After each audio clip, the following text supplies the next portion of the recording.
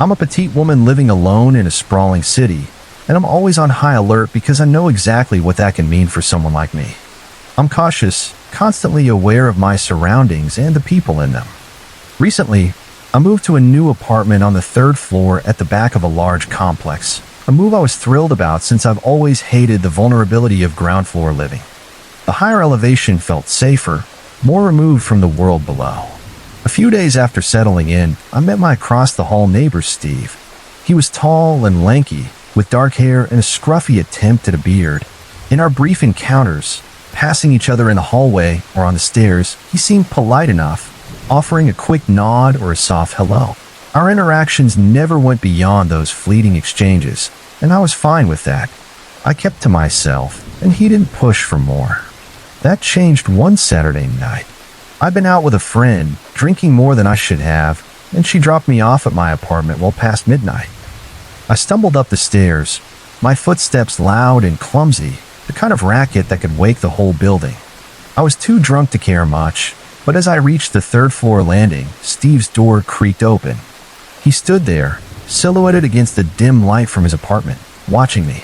I gave him a sloppy wave and a lopsided smile, trying to play it cool as I fumbled with my keys at my door. I turned to face my door, squinting at the keyring in my hand. The keys all looked identical in my hazy state, and I cursed under my breath, frustrated as I tried to figure out which one would let me in. That's when I felt him, Steve, right behind me. Before I could react, he grabbed my hand, the one clutching the keys. His grip was firm, too close for comfort, and his breath was hot against my ear as he murmured, "Let me help." My stomach twisted, but I was too drunk to pull away. He deftly picked out the right key, guiding it into the lock with a precision that felt unnervingly practiced. The door clicked open. Looking back, the moment could have seemed romantic in some twisted, movie-like way, a neighbor helping a struggling girl get into her apartment.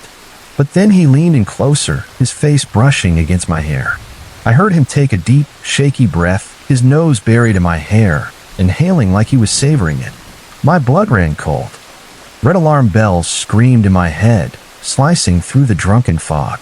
My breath caught in my throat, and a sickening realization hit me. I was alone, vulnerable, and this guy was way too close for comfort.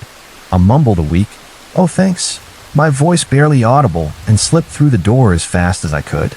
I slammed it shut behind me, my hand shaking as I fumbled with the deadbolt, locking it with a loud click. I stood there, back pressed against the door, my heart pounding as I tried to process what had just happened. What the hell was that? I whispered to myself, my mind racing. Then I heard it, a soft thump on the other side of the door. My breath hitched. I froze, every muscle tensing as I slowly turned to the peephole. I pressed my eye to it, expecting to see Steve standing there, but all I saw was blackness. That didn't make sense. The staircase outside was always lit by a dim overhead light, casting a faint glow across the landing. There should have been something visible. I blinked, my heart hammering, and stepped back, my palms sweaty. I checked the peephole again, and this time I saw him, Steve, backing away from my door, his face pale in the faint light. My body felt like it had been plunged into ice water, a chill spreading from my chest to my fingertips. He turned and disappeared into his apartment across the hall. I didn't hear anything else that night, but I barely slept, my mind replaying the encounter over and over. 4 weeks after that, the soft thump became a haunting routine. Almost every night, I'd hear it, sometimes faint, sometimes louder, and when I checked the peephole, I'd catch Steve trying to peer into my apartment. His face was always too close, his heavy breathing audible through the door. Sometimes he'd linger, pawing at the door like he was testing it, though he never tried to force his way in. It was terrifying, a constant reminder of how close he was, how thin the barrier between us was.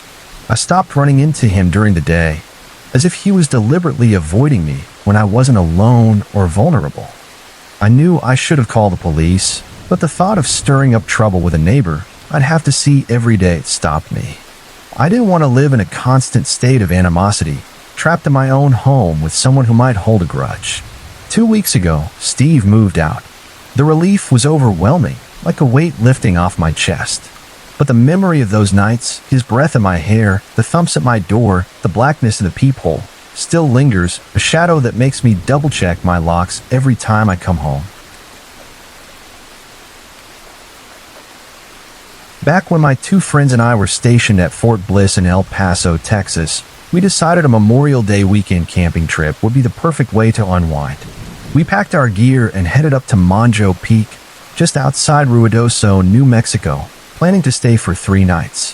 The first 2 days were everything we'd hoped for.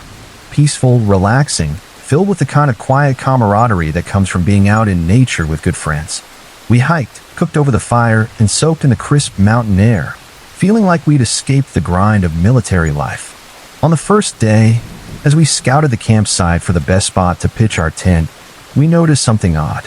The area, spread across about 300 square meters with 5 designated tent sites, was littered with animal bones. They weren't piled up or arranged like someone had collected them, just scattered everywhere, bleached white by the sun. There were bones from deer, rabbits, maybe even smaller critters, dotting the ground like a grim reminder of the wilderness we were in. It gave us pause, but we brushed it off as nature's way and chose the highest point in the campsite, about 30 or 40 feet above the parking lot for our tent. The elevation felt safer, offering a clear view of the surrounding area. The first 2 nights passed without incident, filled with laughter, shared meals, and the kind of easy conversation that flows when you're far from civilization. We'd even made friends with a couple at another campsite who had 2 dogs, happy, laid-back mutts who'd been wagging their tails and basking in the sun for the past 2 days. We'd shared lunch with a couple on the second day, swapping stories and enjoying the relaxed vibe of the trip. The other 2 groups camping nearby kept to themselves, but the atmosphere was friendly enough, everyone coexisting in the quiet beauty of Manjo Peak. Everything changed on the 3rd night. It was well after sunset, the sky a deep velvet black, when the forest around us went eerily silent. The usual chorus of crickets, rustling leaves, and distant animal calls just stopped. The silence was heavy, unnatural, like the world was holding its breath. I'm not sure how long it lasted before one of us brought it up. Maybe a few minutes, but the tension was palpable. My friends and I exchanged uneasy glances, trying to laugh it off, but the hair on the back of my neck started to prickle. Goosebumps spread across my arms, a visceral warning that something wasn't right. I could see my friends getting jittery too, their eyes darting to the darkened tree line. Then, from one of the other campsites, the couple's dogs went absolutely berserk. These were the same relaxed dogs we'd petted and played with, but now they were barking and snarling like they'd seen a predator. The sound cut through the night, raw and frantic, sending my pulse racing. The other 2 groups at the campsite had gone quiet too, their fires flickering in the distance, but no voices or movement breaking the stillness. It was as if everyone felt the same unspoken dread. Our car was parked about 60 meters from our campsite, down the hill in the lot. Without a word, we made a unanimous decision to grab our weapons, AR-15s and 9mm pistols we brought for safety. We weren't taking any chances. As we made our way back up from the car, a foul smell hit us, so strong it felt like a physical weight. It was a rancid, rotting stench, like burning feces mixed with the unmistakable odor of death. I'd smelled something similar once before, during a training exercise where waste had been disposed of improperly, but this was worse, cloying, almost tangible, like it was seeping into our clothes and skin. We hurried back to our campsite, the smell growing stronger with every step, and decided to post a guard for the rest of the night. One of us would stay awake while the other 2 tried to rest, rotating shifts to keep watch. I volunteered for the first shift. There was no way I was sleeping, not with that smell lingering in the forest so unnaturally quiet. We had plenty of firewood, especially since we were leaving the next morning, so I kept the fire roaring, piling on logs to make it blaze as brightly as possible. I figured if it was an animal out there, the fire would keep it at bay. I sat with my back to the flames, careful to preserve my night vision, my AR-15 resting across my lap. The forest to the southwest of our camp was sparse, with patches of burnt-out trees from some old fire, and beyond the tree line, the terrain dropped steeply. It wasn't impossible to navigate, but it was treacherous in the dark, the kind of place you wouldn't wander into without good reason. As I scanned the darkness, my eyes caught something, a stark white shape among the trees. It stood out against the blackened trunks, motionless. I raised my rifle, peering through the scope, but it didn't budge. At first, I thought it was just a tree, partially obscured by another, its pale bark catching the faint moonlight. I dismissed it and kept scanning, but the smell seemed to intensify, thick and suffocating. I grabbed my flashlight and swept the beam across the tree line, trying to shake the growing unease in my gut. When the light passed over that white shape, I saw it, an eye shine, bright and unnatural, staring back at me. My heart lurched. As soon as I registered it, the shape vanished, slipping behind a tree with a speed that made my skin crawl. I froze, my finger hovering near the trigger, debating whether to investigate. Every instinct screamed to stay put. Instead, I woke my friends, my voice low and urgent, and we huddled together, weapons ready, until my shift ended. When my watch was over, I crawled into my tent but left the rain fly off so I could see out if I needed to.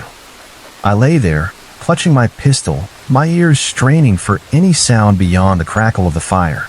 The rest of my shift passed without incident, but that smell never fully faded. It lingered heavy and oppressive, like a warning etched into the air. Just before dawn, as the first light crept over the horizon, the stench seemed to recede, but only slightly, as if whatever caused it had moved away but left its mark. It felt deliberate, like a predator staking its claim. We broke camp as soon as the sun was up, packing our gear with a speed born of unspoken agreement. Halfway through, I noticed the other 3 groups doing the same, their faces tense as they loaded their cars. I walked over to the couple with the dogs, hoping to make sense of the night. I asked if they'd seen anything, or if their dogs had calmed down after the barking stopped. They shook their heads, their expressions grim. They said the dogs hadn't slept all night, even after the barking died down. They'd spent hours whining and growling, their eyes fixed on a hill to the southwest, the same direction I'd seen that white shape. The couple's voices were hushed, their hands gripping their leashes a little too tightly. We left Monjo Peak that morning, the weight of the night before hanging over us. None of us spoke much on the drive back, but the image of that eye shine and the stench of decay stayed with me, a reminder that something was out there, something we couldn't explain.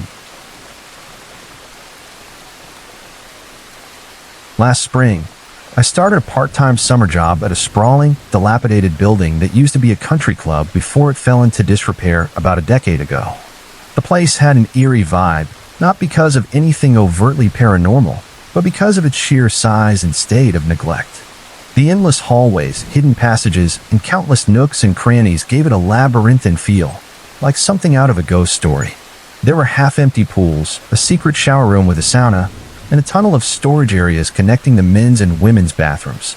The building was dotted with doors leading outside, far more than seemed necessary for its current use, a remnant of its days as a bustling country club. Now, we only used a small room for the golf course check-in, the kitchen, one upstairs dining room for the restaurant, and a small cafe area where early morning golfers grabbed their coffee or beer. That cafe was where I worked. Adding to the unsettling atmosphere was the story of the former manager, who had taken his own life in the main office upstairs when the club went out of business. It wasn't something I dwelled on, but it hung in the air like a faint shadow, making every creak and groan of the old building feel heavier. As a woman in my mid-20s, I'd lived in plenty of rough neighborhoods, so I was no stranger to staying vigilant. But this place tested my nerves in a way I hadn't expected. My shift started early, often before 6 a.m., before the sun had even risen. I was always the first person in the building, tasked with unlocking the front door, disarming the alarm, and making my way downstairs in the dark to open the cafe. The routine was always the same, and it never got less creepy. After disarming the alarm, I'd unlock a metal cage that kept the late-night bar patrons upstairs from wandering downstairs. Then came the worst part, a long windowless hallway that stretched on forever, pitch black until I reached the light switch at the far end. Every morning, I'd grip my keys between my fingers like makeshift brass knuckles, a habit I'd picked up from living in sketchy areas. I'd inch along the walls, heart pounding, sliding past doorways in case something or someone was lurking in the darkness. By the time I reached the end of the hall, my hands would be trembling as I fumbled for the right key to let myself into the cafe. Flipping on the light was a small relief, but my pulse would still race. My body braced for something to jump out at me. The strange occurrences started when Tim, A golf course employee mentioned something odd. He kept finding the door between the men's locker room and the storage area, the one that led to the women's bathroom, wide open, even after he'd shut it multiple times. He'd also heard strange noises, faint but persistent, that he couldn't explain. The bar regulars upstairs, always eager for a story, started whispering that the place was haunted by the old manager, or maybe even others who they claimed had died within these walls. I didn't buy into the ghost talk, but the stories added to the building's oppressive atmosphere. Then there was Travis, my coworker in the cafe. A few minutes after we'd opened one morning, he went into the men's locker room and noticed something bizarre. The air was thick with steam, and it smelled strongly of soap, like someone had just taken a shower. Curious, he checked the shower room and found it sopping wet, the tiles still warm to the touch. But no one else was supposed to be in the building at that hour, just us. Travis shrugged it off, assuming someone had slipped in unnoticed, but it left an uneasy feeling in the air. A couple of months later, Tim noticed another issue. There was a weird side door you could only access by climbing a rickety old staircase on the exterior of the building. It wasn't shutting properly, the latch misaligned. He fixed it, ensured it locked securely, and didn't think much more of it. But shortly after, someone from the golf course came to me with a startling discovery. They found what looked like someone's entire life packed away in one of the hundreds of unused lockers in the storage area. Clothes, personal items, toiletries, everything meticulously stashed, as if someone had been living there. They suspected whoever it was had been sneaking into the storage room between the men's and women's bathrooms, slipping in after the golf course staff set the alarms in the evening and leaving after I disarmed them in the morning. The realization hit me like a punch to the gut.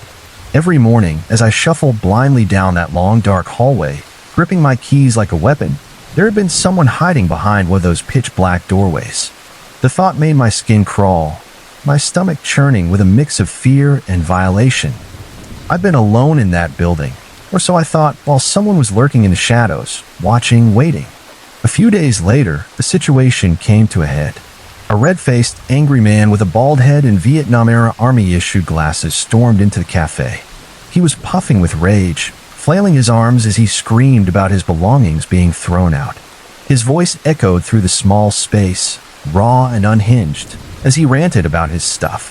He marched over to the golf course office, still yelling, and the staff questioned him about the content of the locker. His answers were specific enough to confirm it. This was the man who'd been secretly living in the building's dark passageways. I didn't catch his name or much about his story, whether he was dangerous, just homeless, or something else entirely. But watching him scream, his face contorted with fury, made it clear he wasn't entirely rational. His outburst left me shaken. The image of his wild eyes and flailing arms burned into my memory. I still work at the cafe, still make that nerve-wracking trek down the dark hallway every morning I'm scheduled. They tell me everything's secure now, the alarms are set, the doors locked properly, but it doesn't ease the creeping dread that settles in my chest each time I step into that building. The thought of someone hiding in those endless, shadowy passages lingers, and I can't shake the feeling that the next time I flip on the light, I might not be alone. I've always been fascinated by the paranormal, though I've never really believed in it. As an atheist since childhood, I made a hobby of digging into the logic behind so-called supernatural stories, unraveling the myths to find the truth beneath. It's entertaining, like solving a puzzle. But 7 years ago, when I was 15, something happened that I still can't explain, no matter how hard I've tried. I'm 22 now, and even after all this time, I haven't found a rational answer for what I saw. It's the one experience that makes me question whether there's something out there I can't logic away, something I witnessed with my own eyes that defies explanation. Maybe someone else has seen something like this and can shed light on what happened that day. It was 2010, and I was in the living room of my apartment with my best friend, Shivo, and my 5-year-old nephew. Shivo, who was older than me and the closest thing I had to a brother, was helping me babysit. We were playing a Dragon Ball video game, the kind with fast-paced battles and flashy moves, while my nephew watched, wide-eyed, soaking in the action. I was getting absolutely destroyed, my character taking hit after hit, and by around 6 p.m., I'd had enough. Frustrated, I decided to switch games and ran to my bedroom to grab a different one. The apartment was small but cozy, with a hallway leading from the living room to the bedrooms and bathroom, all the doors and windows locked tight as always. As I rummaged through my game collection, I heard Shivo scream my name, Rick. The raw terror in his voice stopped me cold. Shivo wasn't just some guy, he was tough, a black belt like me, and we gotten into our fair share of trouble together, scrapping with kids at school. In all the years I'd known him, I never heard him sound scared, not once. That fear in his voice sent a chill down my spine, like ice water flooding my veins. My first thought was my nephew. Had something happened to him? I dropped the games and sprinted out of my room, my heart pounding as I raced down the hallway toward the living room. That's when I saw it. Something was running toward me, coming from the living room. It was small, about a foot shorter than me. I was around 5 feet tall at the time, but the sight of it froze my blood. It looked like a kid, but it was completely black, not like a person with dark skin, but like a living shadow, as if someone had sculpted a child out of pure darkness. Its form was distinct. Short black hair, eyes, nose, ears, all perfectly outlined but made of this inky, featureless blackness. It moved fast, running straight at me, and I instinctively jumped to the side to avoid it. As it passed, I caught a clear glimpse of its face, those shadowed features, unblinking eyes, and a small, expressionless mouth. It didn't make a sound, didn't acknowledge me, just bolted past and down the hall toward the bathroom. I stood there for a split second, my mind reeling, trying to process what the hell I'd just seen. I shook off the shock and ran to the living room, desperate to make sure Shivo and my nephew were okay. When I got there, Shivo was clutching my nephew tightly, his face pale as a ghost, his eyes wide with fear. My nephew, usually a bundle of energy, was trembling, his small hands gripping Shivo's shirt. Shivo looked at me, his voice shaking, and said, "Please tell me you saw that." I nodded, my throat tight, and I saw a flicker of relief mixed with the terror in his eyes. He hadn't imagined it. I'd seen it too, which meant it was real, whatever it was. That realization made my stomach churn, a sickening mix of dread and confusion settling over me. We turned on every light in the apartment, the kitchen, the living room, every lamp we could find to chase away the shadows. My nephew, still terrified, clung to us, his eyes darting nervously around the room. We told him to stay in the living room, not to move, while Shivo and I grabbed kitchen knives, the biggest ones we could find. We weren't taking any chances.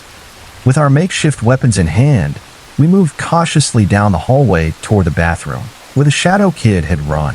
My heart was hammering so hard I could hear it in my ears, each step heavy with the fear of what we might find. We reached the bathroom, pushed the door open, and found nothing. The room was empty there still. We checked every inch, behind the shower curtain, under the sink, nothing. We didn't stop there. We searched the entire apartment, room by room, checking closets, under beds, anywhere something could hide. Every window was closed and locked, every door secure, just as they'd been all day. Nothing was out of place, no signs of disturbance, no trace of whatever that thing was. It was as if it had appeared out of nowhere and vanished just as quickly. Defeated and shaken, we grabbed my nephew and barricaded ourselves in my bedroom, pushing a dresser against the door for good measure. We stayed there, knives close by, until my parents got home later that night. While we waited, I asked Shivo what he'd seen. He said he'd been playing the game against the computer, still in the living room, when he noticed my nephew staring at something off to the side, away from the TV. He followed my nephew's gaze and saw it, the shadow kid, just standing there in the living room, motionless, silent. It didn't speak, didn't move, just stood there, its black form stark against the room's dim light. The sight of it hit Shivo like a punch, and when he screamed my name, the thing took off, bolting down the hallway toward where I'd been. My nephew, too young to fully explain what he'd seen, only said he'd noticed the kid standing there and was curious about who it was. But the fear in his eyes told us he'd felt the same wrongness we had. 7 years later, I still don't know what it was. I know it wasn't a hallucination. 3 of us saw it, each from a different angle, each with the same bone-deep terror. The doors were locked, the windows sealed, nothing disturbed. There was no way in or out, no explanation for how it appeared or where it went. I spent years trying to find a logical answer, something to pin it on, a trick of the light, a prank, anything, but I've come up empty.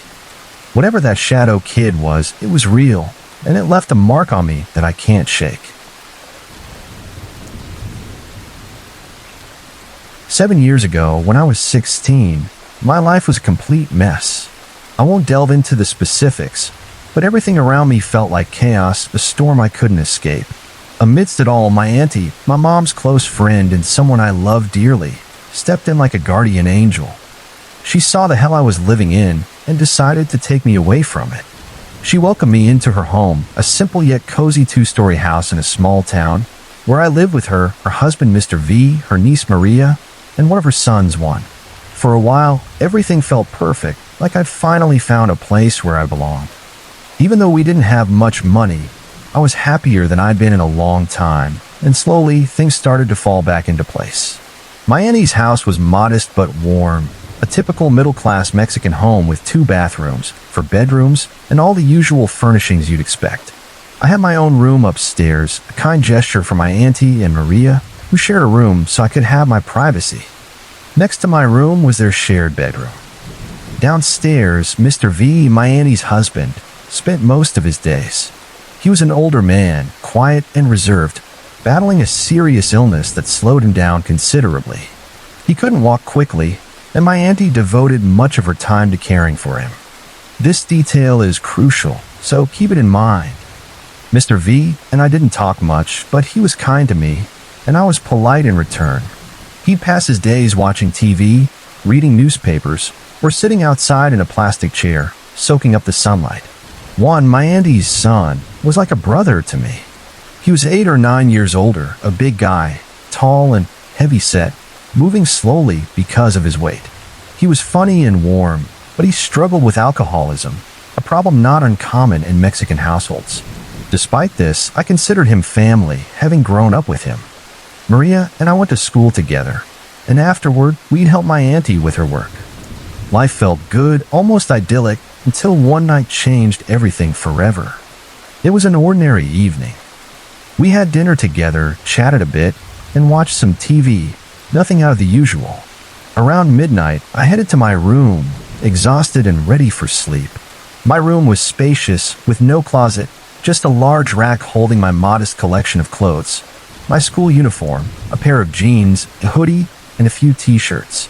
I've never been the type to own tons of clothes or a big collection of shoes. I was wearing my pajamas, an old, somewhat ugly pair of pants and a t-shirt. My phone, which I used as an alarm clock for school, was tucked under my pillow, and as always, I locked my bedroom door before going to bed, a habit I kept no matter where I stayed. I was sleeping soundly, lost in a pleasant dream, when something startled me awake. At first, I felt a strange sensation between my legs. My groggy mind wondered if I was having some kind of arousing dream, but no, I was awake, and the feeling was real. It wasn't a dream. Something was rubbing against my private parts, and it started to hurt, a sharp, invasive pain that sent my heart racing. Fear gripped me, and tears streamed down my face as I lay there, frozen in silence, unsure of what to do. My body tensed, every sense on high alert. I didn't dare move too quickly, terrified of what or who might be in my room. As quietly as I could, I reached for my phone under my pillow, my hands trembling. I couldn't believe this was happening. My mind raced. Could it be Juan? Mr. V? But Mr. V was frail and slow. There was no way he could move quickly enough to be here and escape unnoticed. Juan, too, was heavy and not exactly nimble. I thought if I pretended to stir or wake up, whoever it was might stop. So I slowly shifted to the opposite side of the bed. To my relief, I felt the hand, or whatever it was, pull back, retreating as if startled by my movement. My senses were razor sharp now. My ears picked up every sound, every creak in the house. I heard slow, deliberate movements, like someone heavy was trying to move quietly. It was pitch dark outside, and my room was shrouded in shadows, making it hard to see anything clearly. I strained my eyes, peering into the darkness, trying to make sense of what was happening. Slowly, I turned my head toward where the sensation had started, listening for any clue. The movements were cautious, calculated, as if someone was trying not to be noticed. I realized that if this person wanted to leave, they'd have to open the locked door, and I'd hear it. Gripping my phone tightly, I prepared to shine its flashlight into the intruder's face. My heart pounded as I flicked it on, the beam cutting through the darkness. But there was nothing, no one. I scrambled out of bed, my breath shaky, and swept the light around the room. I checked behind the clothing rack, under the bed, every corner, nothing. Approaching the door, I called out for my mom, my voice trembling. To my horror, the door was still locked, just as I'd left it when I went to bed. No one could have gotten in or out without me hearing the lock turn. I broke down, sobbing, more terrified than ever. I was certain someone had touched me. I felt it, heard their movements, yet there was no trace of anyone. Overwhelmed, I ran to my auntie's room, waking her and Maria. Through tears, I explained everything. The sensation, the pain, the sounds, the locked door. We were all shaken. If it had been Juan or Mr. V, they'd have had to move faster than lightning to get downstairs or back to their rooms without making a sound. Mr. V's condition made that impossible, and Juan's size and habits ruled him out too. I stayed with my auntie and Maria for the rest of the night, too scared to be alone. The next morning, my mom arrived to pick me up. Her face held an expression I couldn't quite read at the time, a mix of concern and something unspoken, as if she knew more than she was letting on. We were all confused, grappling with what had happened. Months later, still haunted by that night, I pressed my mom for answers. What she told me sent chills down my spine. Years before my auntie lived there, the house had been a brothel, a crowded, sordid place where terrible things happened. The most shocking story was about a man who had murdered a girl there in a gruesome way. There were rumors of restless spirits, souls of men who died in that house, still lingering. Those stories swirled in my mind, offering a possible explanation for the unexplainable terror I'd experienced. I'll never know who or what was in my room that night. The fear, the violation, the confusion. It all lingers, a shadow from that October night in 2014 that I'll carry forever. Back in October 2014, my boyfriend Tony, his best friend Leland, Leland's girlfriend Erin, and I were inseparable, always hanging out together. With Halloween just around the corner, the air was thick with excitement for spooky thrills. One evening, out of the blue, Leland suggested we try a Ouija board. We all burst out laughing, thinking he was out of his mind. What kind of adults in their 20s would sit around on a Friday night playing with a Ouija board made from cardboard and a black Sharpie? It sounded ridiculous, but boredom got the better of us, so we decided to give it a shot, just for laughs.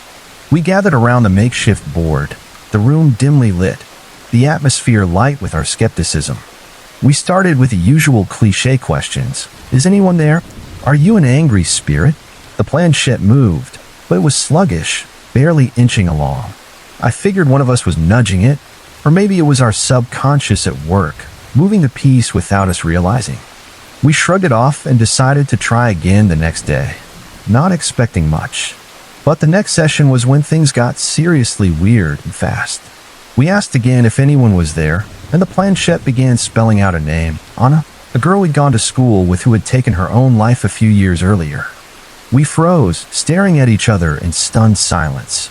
I've changed her name here out of respect. Tony and Leland had known her, partied with her occasionally, but I didn't know her well. Her death was horrific and tragic, especially since it came just months after another young student in our small town had passed away. Losing 2 kids in one school year was unheard of in our tight-knit community, and it had left a deep mark. I knew for a fact none of us would mess around by pretending to be Anna for a cheap laugh. Tony, Leland, and Erin weren't those kinds of people. We should have stopped right then and there, but curiosity, or maybe plain stupidity, kept us going. We asked the board when Anna's birthday was. The planchette moved to spell out March 8th. None of us were close enough to her to know her birthday offhand, so I pulled up her old Facebook page on my phone. My stomach churned when I saw it. Her birthday was indeed March 8th. We asked how old she was, and the board answered instantly, correctly stating her age at the time of her death. The more we asked, the stronger and faster the responses came. What started as slow, hesitant movements turned into the planchette gliding forcefully across the board, sometimes moving before we could even finish our questions. We were hooked, intrigued, but still skeptical. There was no way this could be real, right? It had to be one of us or just a wild coincidence. To settle it once and for all, Leland and I stepped back into a corner, leaving Tony to try the board alone. To our shock, the planchette went wild. Tony started shouting out the letters as they came, his voice trembling with fear. Leland and I scrambled to write them down, piecing together the message. She can't. We were confused at first, but then it hit us. The board spelled out, "She can't have you." My stomach dropped, a sickening dread washing over me. Leland and I exchanged a look of pure shock. Tony was visibly shaken, his face pale as he pushed the board away. Leland rushed to check on Tony, while I bolted toward the kitchen to flip on the lights, desperate to banish the darkness.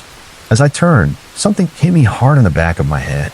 I spun around, heart pounding, but there was nothing, just pitch-black darkness and a water bottle rolling across the floor. I stood there, frozen in disbelief, unable to process what had just happened. For about 15 minutes, I was too stunned to speak. Finally, I broke down crying and told everyone we had to stop. This wasn't fun anymore. It was terrifying. But even without us asking anything, the board kept moving, spelling out words on its own. The boys, still skeptical, demanded proof from whatever was controlling the board. Suddenly, the blinds in the room jerked downward, as if someone had yanked them with force. We asked again, and the blinds repeated the exact same motion, like an invisible hand was swiping at them. Then all 6 candles we placed around the room for ambience snuffed out at the same time. The door slammed shut with a deafening bang. Cutlery flew off the table, clattering to the floor, and the lights flickered wildly. That was it. I'd had enough. Whatever this thing was, it was paranormal, and it clearly didn't like me. I was terrified for my safety, convinced this entity might come for me in my sleep or worse. The board's final message, chillingly, was beware of Halloween. We stopped using the Ouija board that night, vowing never to touch it again. But the experience left us rattled. 2 weeks later, it was Halloween, and despite the lingering unease, we decided to shake it off and have some fun. We got dressed up, pre-drank way too much in our hotel room, and hit the clubs to soak up the nightlife. Outside a medical dispensary, a guy offered us free weed, and in our drunken, idiotic state, we said yes. Big mistake. The mix of too much alcohol and too much weed hit us hard, leaving us nauseous and miserable. We stumbled back to our hotel, hoping to sleep off the drug-induced haze. As we approached our room, I noticed the lights were on inside. I could have sworn I'd turned them all off before we left, but I brushed it off as a mistake. We entered, only to find the television blaring, a horror documentary about Ouija boards playing at full volume. We hadn't touched the TV all night, and to make matters worse, we couldn't even find a remote to turn it down. The Ouija board on the screen looked eerily familiar, almost identical to the cardboard one Leland had made. It was a gut punch moment for all of us, a chilling coincidence that brought back the terror of that night. The moral of the story: never mess with a Ouija board. It's not a game. Don't be ignorant like we were. That experience changed me, and I'll never be the same.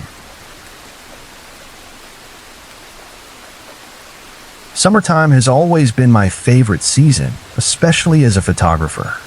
There's something magical about capturing nature's beauty, whether it's the golden glow of daylight or the serene stillness of the night. If it weren't for my love of photography, I wouldn't have this story to tell, a story that, despite its terror, I'm grateful to be alive to share. It was the summer of 2012, and my new boyfriend at the time, Brad, and I were inseparable, bonded by our shared passion for the outdoors and taking pictures. One evening, after a cozy dinner, Brad suggested we head to Harborside Park, a local wharf in downtown, to capture some nighttime shots of the sailboats docked at the harbor. I was thrilled at the idea, my excitement bubbling over as I quickly gathered my camera, tripod, and a small bag of snacks, because with us, you never knew what spontaneous adventure might follow. Within 15 minutes, we were in the car, driving toward the park, the anticipation building with every mile. As soon as I stepped out of the car, the warm ocean air filled my senses, carrying the soothing sound of waves lapping against the shore. It was relaxing, almost hypnotic, and I couldn't wait to start snapping photos to capture the moment. Harborside Park was beautifully designed, with 2 pathways leading down to a main stage area lined with bench seating, almost like an outdoor cinema. But instead of a screen, you were treated to a stunning view of the waterfront. Further down, there were neatly trimmed square hedges and another platform with more benches, offering a closer view of the water. 2 floating wharfs extended into the harbor, where sailboats from all over the country were docked for the night. The scene was perfect, the boat's silhouettes framed against the shimmering water, and I was eager to immortalize it through my lens. Brad, being his usual playful self, wandered down one of the wharfs and struck what I could only describe as cheesy 1990s school picture poses. I couldn't help but smile, thinking how lucky I was to have found someone so silly yet so perfect for me. I hurried to set up my tripod, wanting to catch him before he got camera shy. But just as I was about to attach my camera to complete the setup, a strange, unsettling feeling washed over me. It was the kind of gut-wrenching dread you get when you know bad news is coming, except I had no reason to feel this way, or so I thought. The hairs on the back of my neck stood up, and my body suddenly felt hyper-aware of my surroundings. I was standing facing Brad on the floating wharf, with the cinema-style seating area behind me. Then I heard it, a muffled man's voice, low and indistinct, impossible to make out. It stopped as abruptly as it started. I turned around, scanning the darkness, but saw nothing. Shaking it off, I returned to my camera, determined to get that hilarious shot of Brad with the boats in the background. I managed to snap a few photos, some silly, some worthy of a Facebook post. Then I shifted my focus to a striking German sailboat, its intricate woodwork and weathered, natural colors begging to be photographed. I zoomed in through my viewfinder, captivated by the details that spoke of long sea voyages. But then I heard the voice again, closer this time, confirming my growing fear. My heart skipped a beat. I pulled away from the camera and looked up toward the platform above us. There, standing under the dim glow of a street lamp, was a man wearing a grimy, gray sweatsuit. He was facing the road, not us screaming gibberish I couldn't decipher. After a moment, I started to piece together fragments of his words. He was ranting about Satan, his voice wild and unhinged. Panic crept in, but I tried to stay calm. I turned to Brad, who was still on the wharf, and quickly told him what was happening. Brad made his way back to me, his expression shifting from playful to concerned as he saw the urgency in my eyes. The man must have heard me, because his attention snapped toward us. To my horror, he turned his head, only his head toward me, his body still facing the road. His eyes were wide, almost bulging, and a sinister grin stretched across his face, ear to ear. It was the most chilling sight I'd ever seen. My blood ran cold as he locked his gaze on me and began descending the stairs to our level, moving with an eerie confidence, not even looking at his steps. I turned to Brad, my voice trembling as I told him the man was coming down. Brad reassured me, saying everything would be okay, but I could hear the strain in his voice as he saw the man too. Brad quickly devised a plan. We'd run to the opposite side of the platform and up a wheelchair ramp to avoid tripping on the stairs. As we started to move, the man picked up his pace, his footsteps heavy on the ground. He was now on our level, spitting and drooling, still screaming about Satan and muttering names of demons I'd never heard before. My legs felt like jelly, my heart pounding so hard it was all I could hear. We bolted for the ramp, but the man mirrored our movements, cutting back toward the stairs he'd come from. Just then, headlights pierced the darkness as a blue truck with security logo pulled into the park's entrance. Relief flooded through me. Holy hell, we might actually be safe. The truck stopped between us and the man. Brad ran to the driver's window, banging on it to get the guard's attention. The window rolled down reluctantly, and Brad explained the situation, pleading for us to get in the truck and be taken back to our car. But to our horror, the man had caught up, now standing on the opposite side of the truck, still grinning, his eyes wild. Instead of helping, the security guard panicked, rolled up his window, and began backing out of the lot. I couldn't believe it. He was abandoning us. The man seized the moment, dropping to his hands and knees, crawling around the truck toward us like a rabid animal, biting at the air, his teeth bared in a snarl. We screamed at the guard one last time as we circled the truck, trying to stay out of the man's reach. As the truck peeled away, leaving us alone with him, Brad grabbed my hand. The moment the man was on the opposite side, we sprinted up the ramp toward our car. Brad was frantically pressing the unlock button on his key fob as we ran, the distant beep of the car doors unlocking like a lifeline. We didn't dare look back to see if the man was following. Out of breath, we reached the car, the doors already unlocked. Those repetitive beeps were the sweetest sound I'd ever heard. We dove inside, slamming the doors and locking them immediately. I screamed at Brad to drive, my eyes darting to the rearview mirror. The man was nowhere in sight, no sign of him at the park entrance or on the road. We were safe, but my body was still shaking, adrenaline coursing through me. I didn't call the police afterward, convinced they wouldn't believe our story or find a man anyway. I regretted that decision later, but at the time, I was too shaken to think clearly. I did, however, call the security company to give them hell about their useless employee, furious at how he'd left us to fend for ourselves. Days later, I was watching the local news when my body went numb. A story flashed across the screen, complete with a photo and video of the same man, wearing the same filthy gray sweatsuit, being led into court. That night, after we'd escaped, he'd hidden in the square hedges at Harborside Park and attacked another man, slashing his throat. The victim survived, but was critically injured. The weight of guilt settled over me for not reporting the incident, though I was overwhelmed with relief that Brad and I had walked away unharmed. That night at Harborside Park was a brush with danger I'll never forget, a stark reminder of how quickly a perfect moment can turn into a nightmare. My name is Cuthbert, and my job as a night guard at the Oakwood office complex has become a waking nightmare.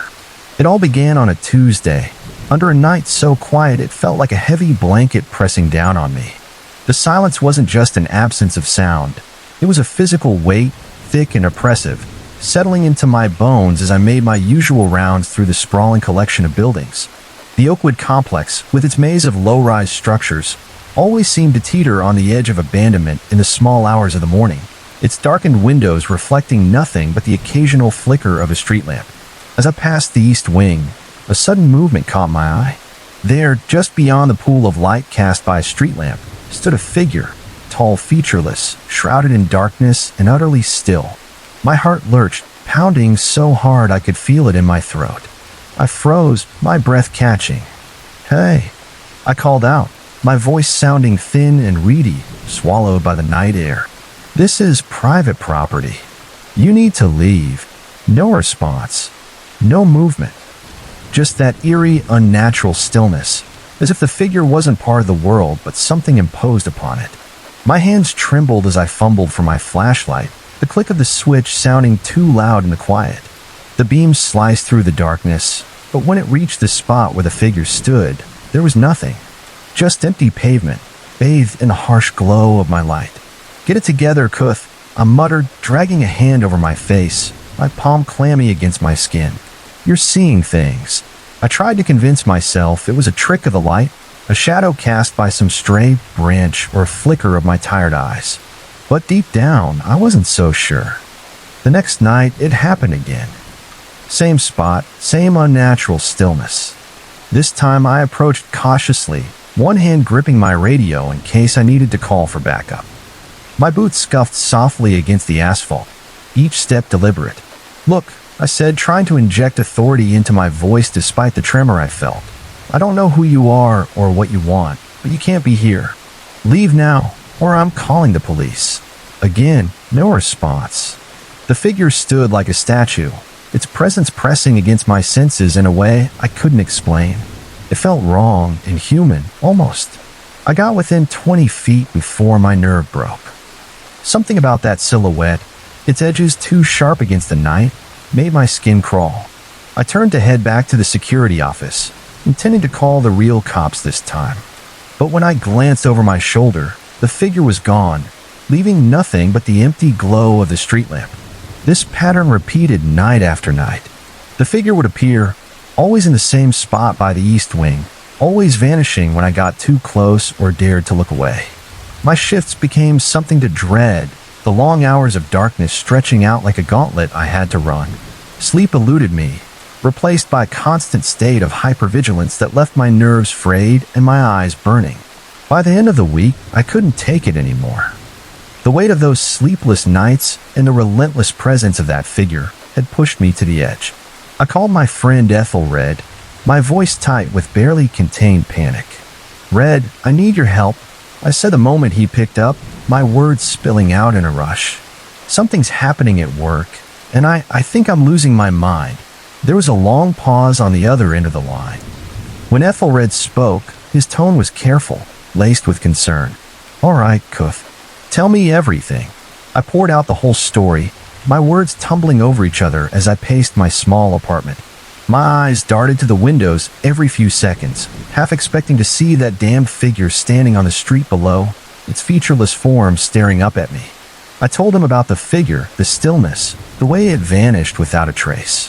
When I finished, Ethelred was quiet for a long moment, the silence stretching taut between us. "Have you told her supervisors?" he asked finally. I let out a bitter laugh. "And tell them what? That I'm seeing spooky ghosts on my rounds? They'd fire me on the spot." "Okay, fair point," Ethelred conceded, his voice softening. "Look, here's what we'll do. Tonight, I'll come with you. I'll stay out of sight, but I'll be watching.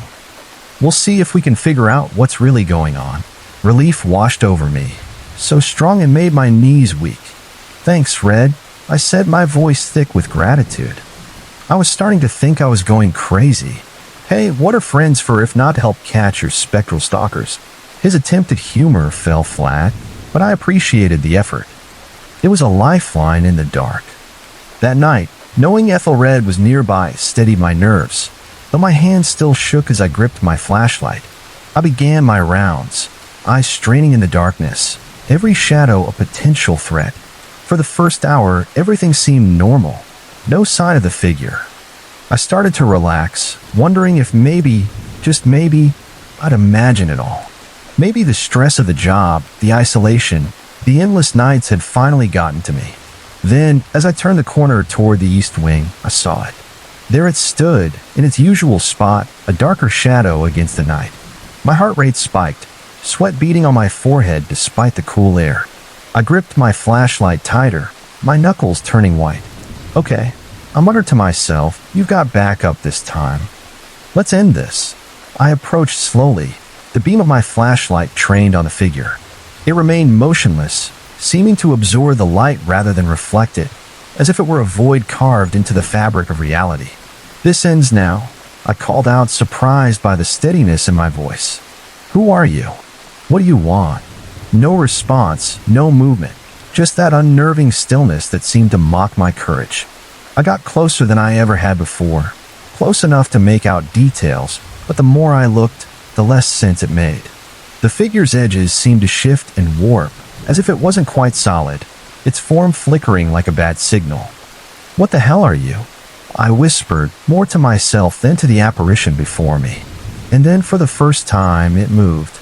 The figure's head turned toward me with a jerky, unnatural motion, like a marionette with tangled strings. Where a face should have been, there was only a swirling darkness, a void that seemed to pull at my very soul. Terror, pure and primal, surged through me, tidal wave that drowned every rational thought. I stumbled backward, my flashlight clattering to the ground as I turned to run. I collided with something solid, a scream tearing from my throat before I realized it was Ethelred, his face pale in the dim light. Cuff, what's wrong?" "What happened?" he demanded, his hands gripping my arms. I spun back around, pointing with a shaking hand. "There. Don't you see it?" But the spot where the figure had stood was empty, the pavement mocking me with its blankness. Ethelred gripped my shoulders, his eyes wide with concern. "Cuff, there's nothing there. There's never been anything there." "No." I shook my head vehemently, desperation clawing at my chest. "No, you don't understand. It was right there. It looked at me, Red. It looked at me." Ethelred's expression softened, pity replacing concern. "Cuth," he said gently, "I've been watching all night. There's been nothing here but you." The world tilted beneath my feet, reality shifting like quicksand. Had I imagined it all? Was I truly losing my grip on reality? But I saw it. I insisted, my voice breaking. "Every night I've seen it. I think," Ethelred said, his voice careful, "that maybe you need to talk to someone. A professional. This job, the stress, the isolation, it's not good for you. I wanted to argue to make him understand, but as I looked at the empty spot where the figure had stood, doubt began to creep in, cold and insidious. Had I been chasing shadows all along? Was my mind playing tricks on me, conjuring phantoms from the darkness? The rest of the night passed in a blur. Ethelred stayed with me, his presence both a comfort and a silent indictment of my sanity. Every shadow made me flinch. Every sound had me spinning around, searching for a figure I was no longer sure existed. As dawn broke, painting the sky in pale pinks and golds, I made a decision. I couldn't go on like this. Whether the figure was real or a product of my fractured psyche, I needed help. I called my supervisor as soon as the office opened, my voice shaking as I explained that I needed some time off. To my surprise, she was understanding, even concerned. "Take all the time you need, Cuthbert," she said. "Your health comes first." As I hung up, a wave of exhaustion crashed over me.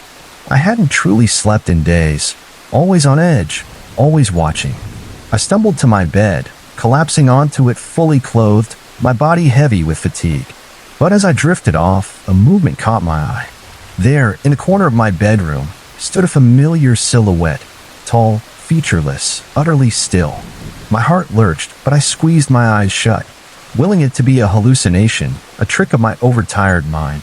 When I opened them again, the figure was gone. As sleep finally claimed me, I couldn't shake the feeling that even here, in the supposed safety of my own home, I was being watched. That no matter where I went or what I did, that unsettling presence would always be there, just at the edge of my vision, waiting. The road ahead would be long and difficult, I knew.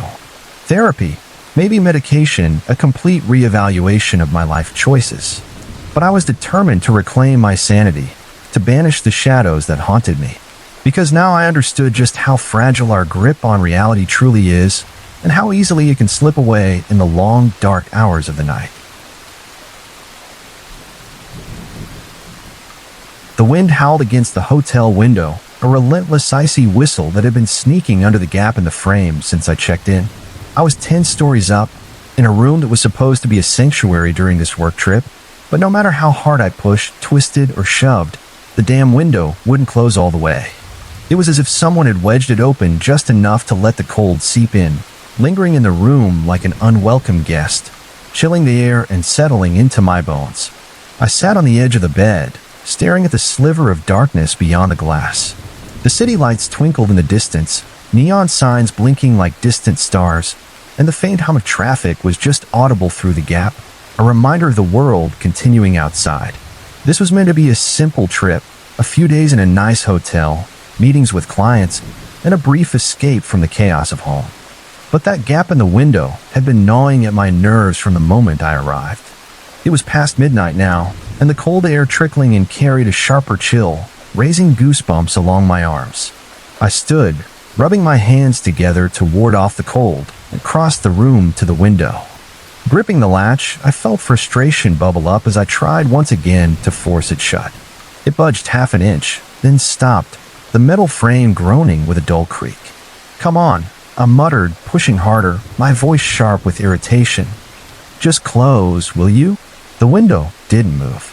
I sighed, leaning my forehead against the cold glass, my breath fogging the pain. I wiped it away absently, my eyes drifting to the rows of identical buildings across the street.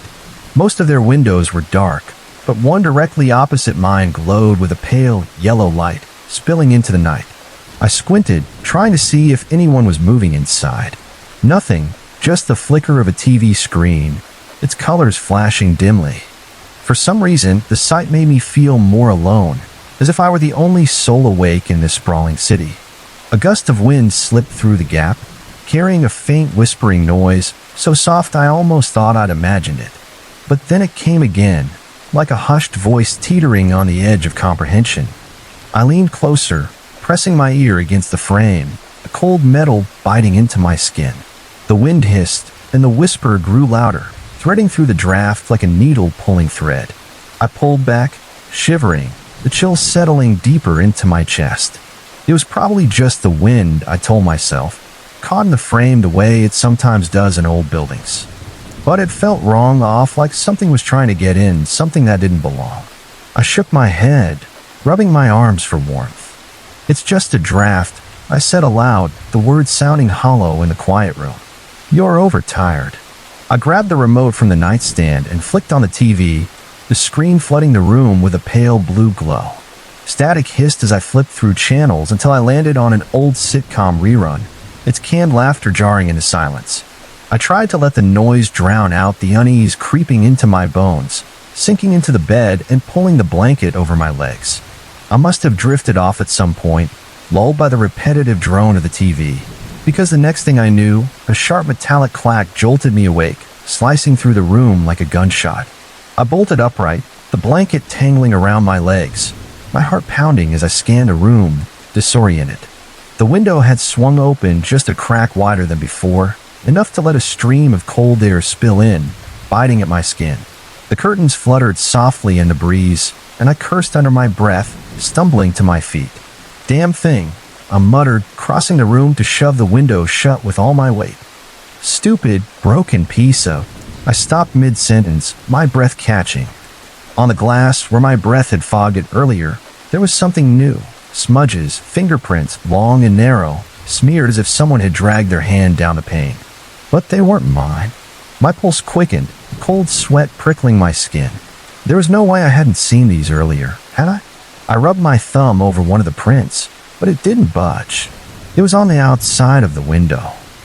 "How?" My voice cracked in the empty room, trailing off as the realization hit me. I glanced out again, more cautiously this time, the wind still howling, the city lights blinking back indifferently. The window across the street, the one that had been lit before, was now dark, its yellow glow extinguished. I shook my head, swallowing hard, trying to push down the unease clawing at my chest. It had to be a trick of the light, or maybe maintenance had been out there earlier, leaning out to check the frame. But the explanation felt flimsy, like a paper shield against a storm. I grabbed my phone from the nightstand, my hands unsteady, and dialed the front desk. "Front desk, this is Lucy. How can I help you?" Her voice was bright, professional, despite the late hour. "Yeah, hi," I said, trying to keep my voice steady. "I'm in room 1015, and there's an issue with my window. It won't close all the way, and it's letting in a draft." She paused, and I heard the soft clack of a keyboard. "I'm sorry about that, sir. Our maintenance team is done for the night, but I can't put in a request for tomorrow. I'd really appreciate that," I said, forcing calm into my tone despite the frustration simmering beneath. "But one more thing. Is there any way someone could have been outside my window earlier? Like working on the frame or something?" Another pause, longer this time. "On the 10th floor. No, sir, we don't have any maintenance scheduled for that area tonight, and it would be against policy for anyone to be up there without notifying the front desk first." My grip tightened on the phone, my knuckles whitening. "So, no one's been up here? Not that I'm aware of. Is everything all right?" I hesitated, the image of those fingerprints burning in my mind. "Yeah, it's fine," I lied. "Just send someone up in the morning, okay?" "Of course. Have a good night." I hung up, staring at the phone for a moment before setting it down. The TV was still playing, the canned laughter echoing unnaturally in the quiet room, grating on my nerves. I crossed to the bathroom, grabbed a towel, and stuffed it along the bottom of the window frame, trying to block the draft. As I did, I caught my reflection in the glass and something else. A movement behind me, just for a split second, like a shadow shifting out of place.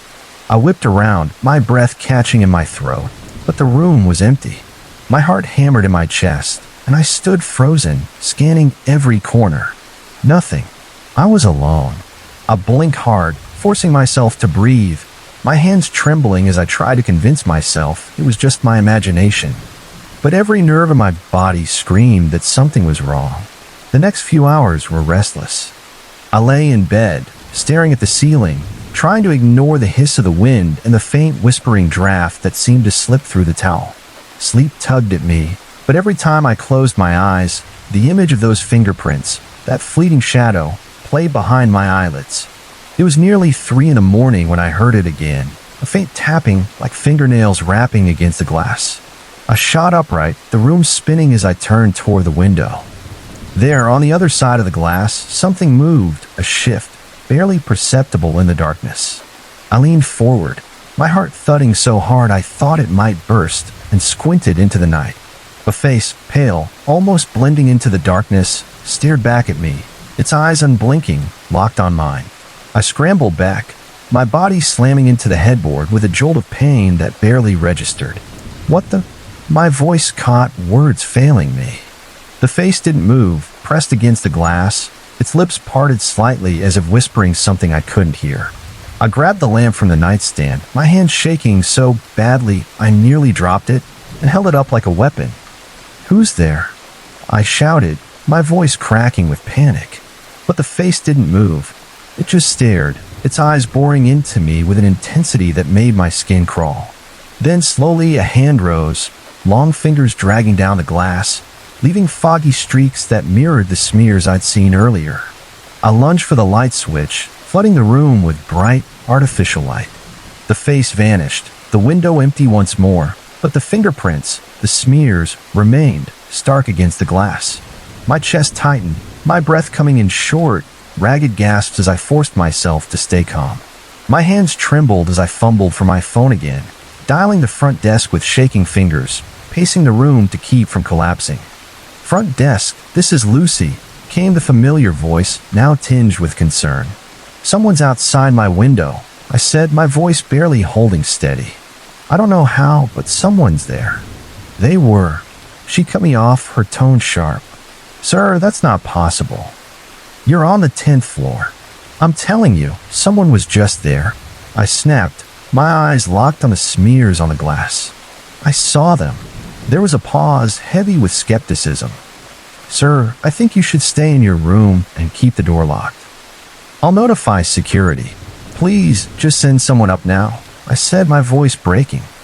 I hung up and grabbed a chair, dragging it across the room with a screech that set my teeth on edge. I shoved it against the window frame, barricading it as best I could. The wind rattled louder now, the whispering draft slipping through the gaps, soft and insidious, just beyond the glass. I didn't sleep for the rest of the night. I sat on the bed, staring at the window, the towel fluttering where the draft crept in. The smudges on the glass remained, slowly fading as the room grew colder, the chill sinking deeper into my bones. By morning, when maintenance finally arrived, the window was locked tight, as if it had never been opened. The fingerprints were gone, the glass pristine, and the wind had stilled, leaving an eerie calm. But the cold remained, a lingering presence that clung to me like a second skin. I couldn't shake the feeling that someone, was still watching from the other side of the glass, waiting for the night to return. The hum grew louder, a deep, bone-rattling vibration that seemed to rise from the earth itself, as if the ground beneath my feet was alive with some ancient, malevolent force. I stood at the edge of the field, my breath caught in my throat, staring in disbelief as the impossible unfolded before me. Every single beehive, dozens of them, stretching across the moonlit Montana field, was open and empty, their wooden frames standing like abandoned sentinels. My name is Dmitry Volov, and I've been an apiarist for over 20 years, tending to bees across countless farms, but nothing in my decades of experience had prepared me for the horror that awaited on this remote plot of land. It began as a routine visit. Earlier that day, Old Man Jenkins, a cantankerous farmer who ran a small honey operation on the side, had called me in a panic. "Something's wrong with my bees, Dmitry," he growled over the phone, his voice rough with urgency. "They ain't acting right. Need you to come take a look." His tone carried an edge I'd never heard before, and I knew better than to dismiss it. I arrived just before sunset, the sky painted in vibrant oranges and purples, casting a warm glow over Jenkins' weathered farmhouse. He met me on the porch, his face etched with worry lines deeper than usual, his eyes darting nervously toward the fields. "About time you got here," he grumbled, but there was a thread of relief in his voice, like he'd been holding his breath until I arrived. "They're out back. Been making a hell of a racket all day." As we walked toward the apiary, I noticed an unnatural tension in the air, a heaviness that pressed against my chest. The familiar lazy buzzing of bees returning to their hives for the night was gone, replaced by a low, pulsing hum that seemed to vibrate through my bones, setting my nerves on edge. "What the hell?" I muttered, quickening my pace, my boots crunching against the gravel path. We rounded the corner of the barn, and I stopped dead in my tracks. The beehives, usually a picture of orderly calm at this hour, were a frenzy of activity. Thick clouds of bees swarmed around each hive, their movements erratic, almost frantic, as if driven by some unseen force. "See what I mean?" Jenkins said, keeping his distance, his voice low and uneasy. "Ain't natural." I approached cautiously, my mind racing through possible explanations: disease, parasites, environmental stress, but I'd never seen anything like this. The closer I got, the more intense the buzzing became, a chaotic symphony that seemed to pulse in time with my heartbeat.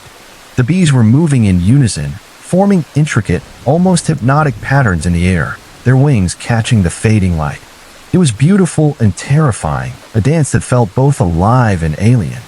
"Mr. Jenkins," I called over my shoulder, my voice steady despite the growing unease in my gut. "I need you to call the state apiarist. This is beyond." A sudden gust of wind cut me off, sharp and cold, whipping through the field. The swarms of bees swirled faster, their hum rising to a fever pitch, a sound that seemed to claw at the inside of my skull. Then, as if responding to some silent command, they all shot straight up into the darkening sky, a black cloud vanishing into the twilight. In mere seconds, they were gone. The hives stood open, abandoned, and an eerie silence settled over the field, heavy and oppressive, like the calm before a storm. Jenkins and I stood there, dumbfounded, the weight of what we'd just witnessed pressing down on us. "What in God's name just happened?" he whispered, his voice barely audible. I shook my head, at a loss for words. "I don't know," I admitted, my throat tight. "I've never seen anything like it." We spent the next hour examining the hives, our flashlights cutting through the gathering darkness. There was no sign of disease, no dead bees, no clues to explain the mass exodus we'd witnessed.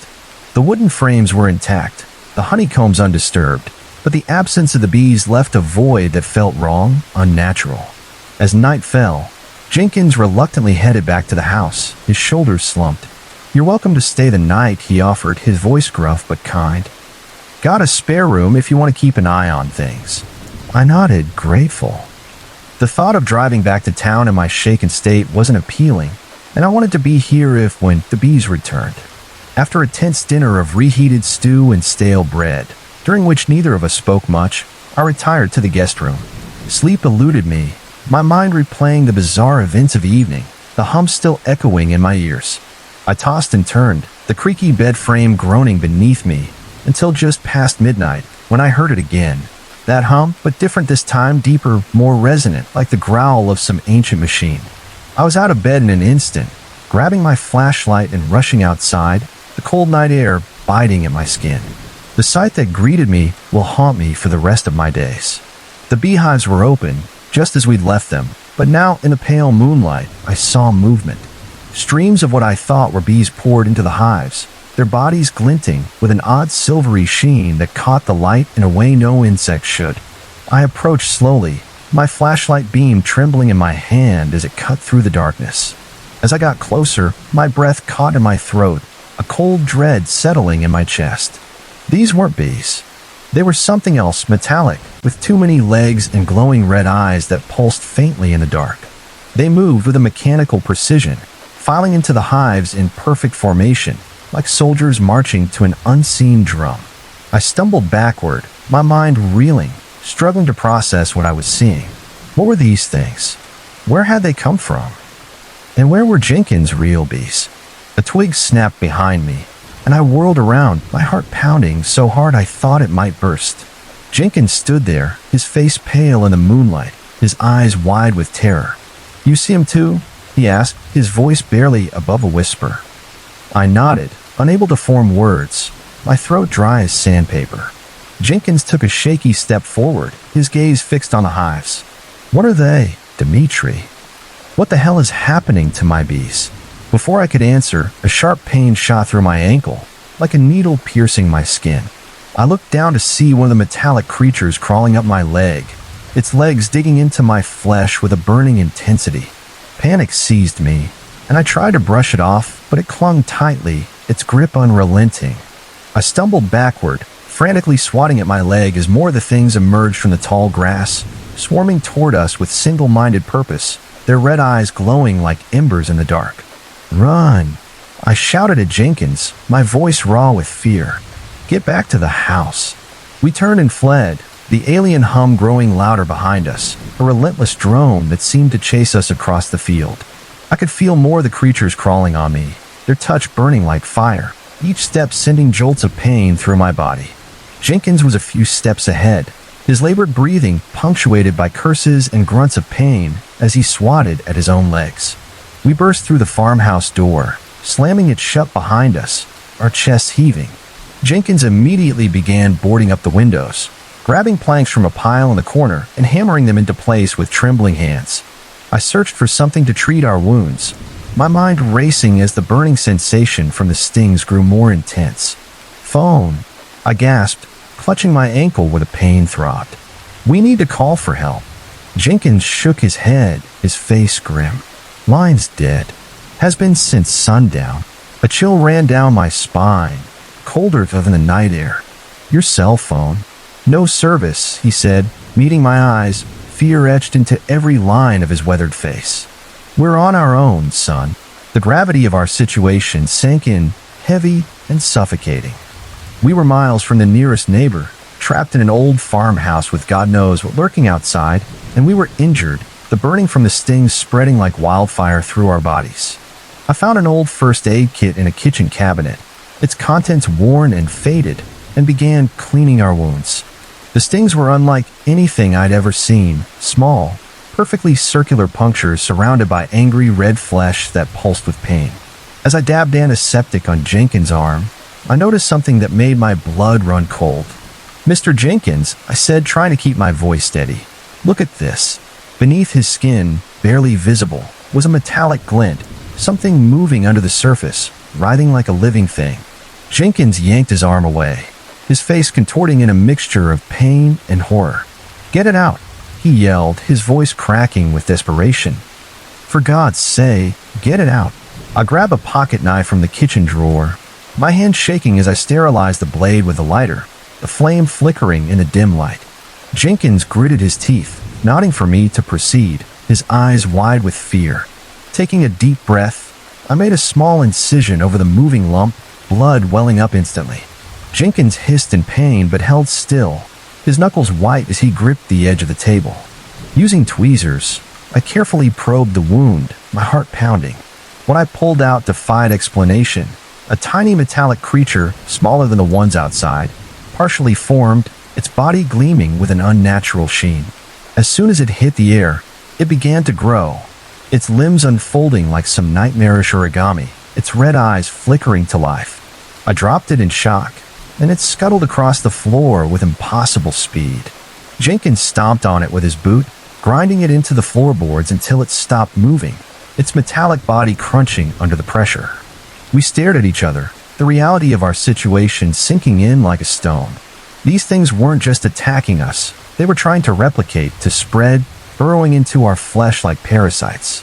"We need to check ourselves," I said, my voice hoarse, barely recognizable. "All over. And we need to get these things out." What followed was one of the most grueling and terrifying experiences of my life. We spent hours examining every inch of our bodies, making small incisions with a knife, extracting the alien creatures wherever we found them.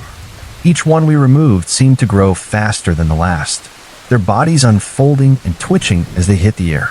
Soon, the floor was littered with dozens of the metallic horrors, their red eyes dimming as they died, but not before trying to scuttle away with a desperate, mechanical urgency. We were covered in small, bleeding cuts, our hands slick with blood and antiseptic, but we pressed on, driven by the primal need to survive. As dawn broke, casting a pale light through the cracks in the boarded windows, we finally finished. The floor was a battlefield of twitching, lifeless metal creatures, their bodies scattered like grotesque confetti. We were exhausted, our bodies crisscrossed with fresh cuts and bruises, but we were alive, and as far as we could tell, free of infestation. Jenkins peered out the window, his face gaunt with exhaustion. "They're gone," he said, his voice flat. "The hives are empty again." I joined him, scanning the field. He was right. There was no sign of the metallic swarm.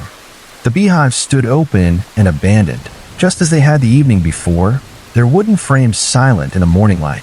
"We need to burn them," I said, my voice firm despite the exhaustion weighing me down.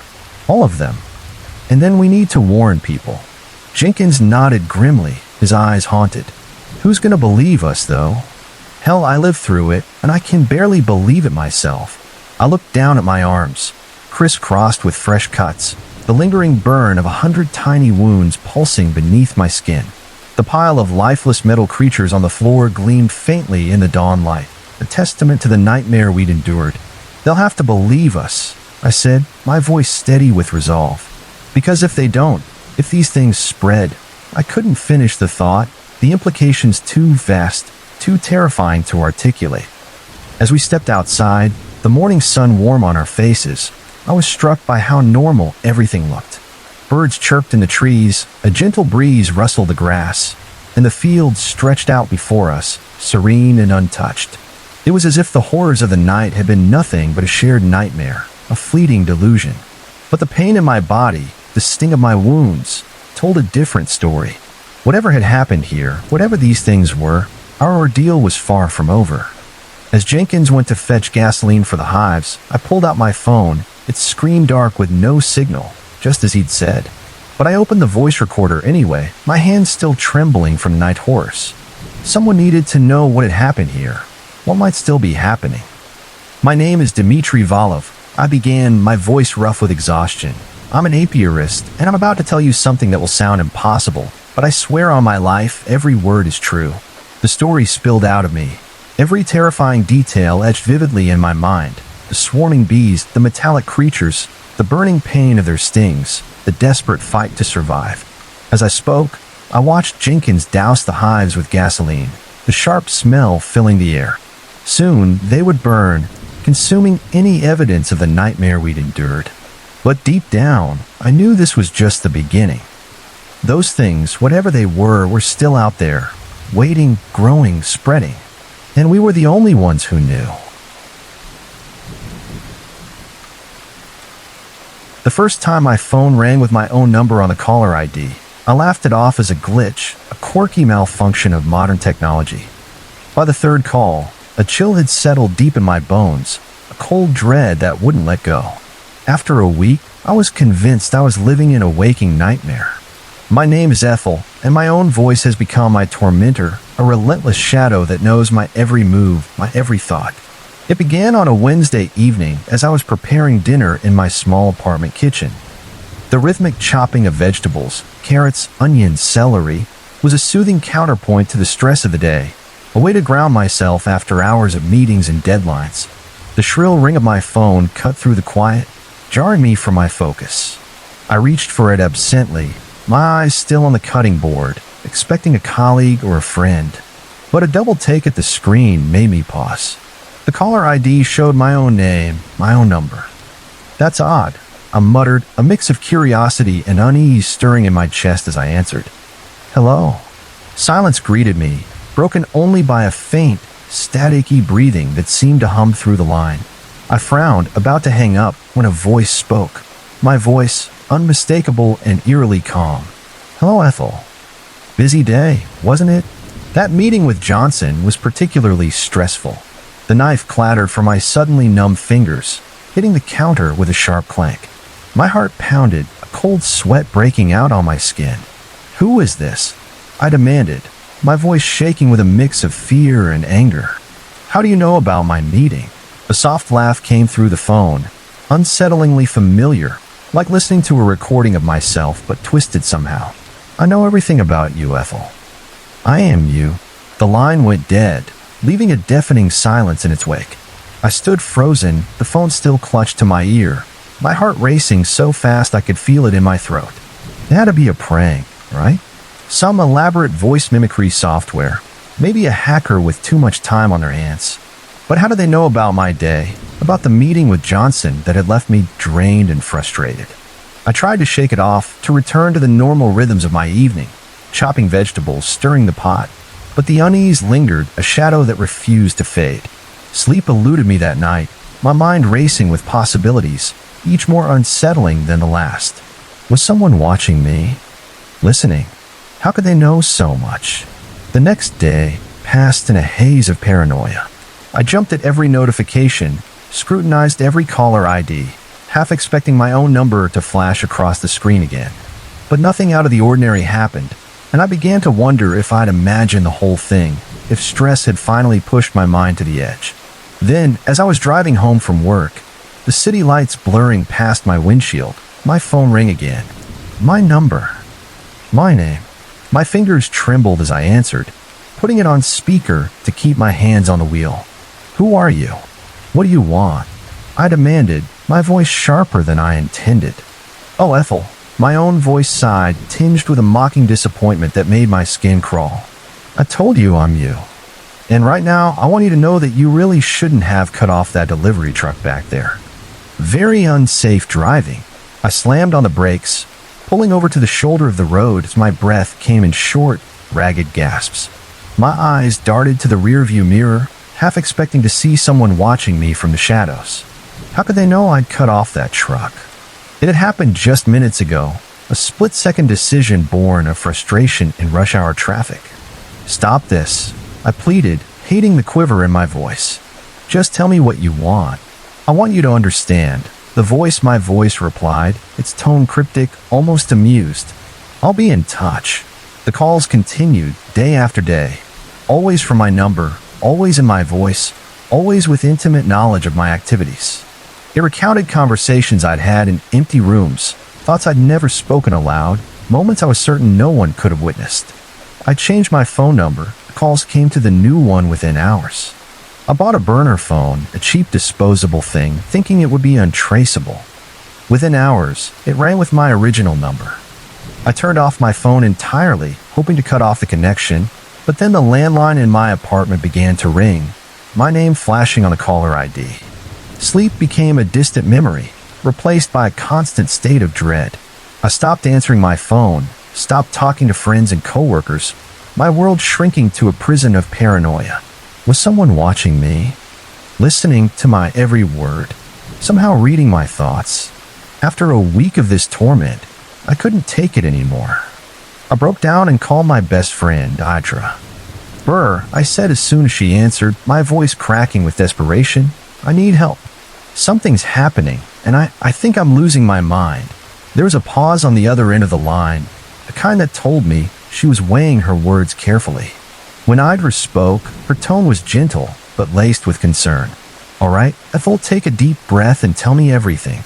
I poured out the whole story, my words tumbling over each other in a frantic rush as I paced my apartment, checking windows, peering under furniture, searching for hidden cameras or microphones I knew I wouldn't find. I told her about the calls, the voice, the impossible knowledge it had of my life. When I finished, Idra was quiet for a long moment, the silence heavy with unspoken worry. Have you gone to the police? She asked finally. I let out a bitter laugh, my voice raw. And tell them what? That I'm getting calls from myself? That my own voice is stalking me? They'd throw me in a padded cell. Okay, fair point, Idra conceded, her tone softening. Look, here's what we'll do. I'm coming over. We'll go through your apartment, your phone, everything. There has to be a logical explanation for this. Relief washed over me, so strong it made my knees weak. Thank you, Burr, I said, my voice thick with gratitude. I was starting to think I was going crazy. Hey, what are friends for if not to help unravel your possible psychotic breaks?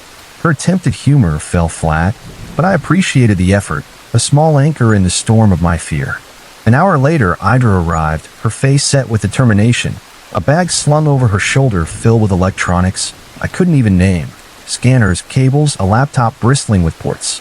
We spent the next several hours combing through every inch of my apartment, searching for anything out of place, a hidden device, a bug, anything that could explain the calls.